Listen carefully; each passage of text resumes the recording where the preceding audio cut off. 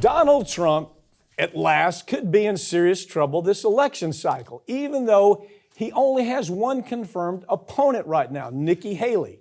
And she, look at the polls. She's surging at the polls. Not enough, but he's got some problems out there with both Haley and DeSantis when DeSantis announces. Yeah, this is really fun here because I do love how the media is saying she's surging in the polls. Okay, well, she 6%. She went from 3 to 6%. Yeah. But still, in just a couple of days, that's not bad for somebody who 2 weeks ago, most people in this country had no idea she even existed. Right. So I think maybe it is a surge. Maybe we do call it that.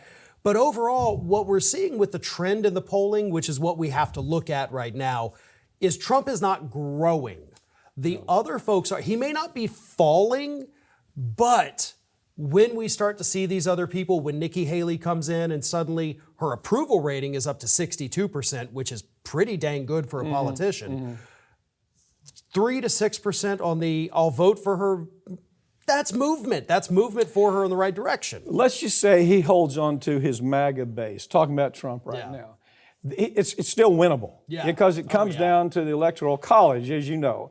And so it's not people saying, well, he's just going to keep his base, everything's going to be okay.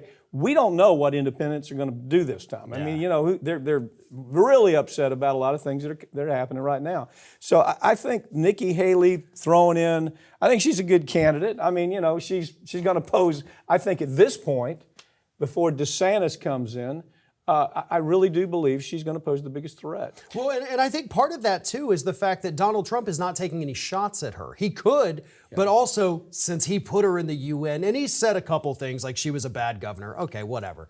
But he's focusing all his anger and his attention and energy on Ron DeSantis. Right. Which, bad for DeSantis, because Trump does have that manipulation, that big con man factor. He can get people to go against somebody. Yeah, meatball head Ron is Trump's. He's not saying it, but he's letting everybody else say it. And it's so, already begun. Well, and it opens up the avenue for somebody to sneak in behind and start gaining this momentum while she's not being attacked. Question is it set up? Is it a setup? Does Trump want her in to divide?